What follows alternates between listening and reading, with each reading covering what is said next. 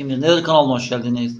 Usta sanatçı, Neşe Karaböcek'in acı günü, gazeteci eşi hayatını kaybettiği, ünlü şarkıcı Neşe Karaböcek'in 88 yaşındaki gazeteci eşi Tevfik Yener bir süredir tedavi gördüğü hastanede çoklu organ yetmezliği nedeniyle hayatını kaybettiği Yener'in cenazesi cumartesi günü ikindi namazının ardından Beylikdüzü'ndeki Ebu Bekir Camii'nden alınarak Büyükçekmece Çakmaklı Mezarlığı'nda toprağa verildi.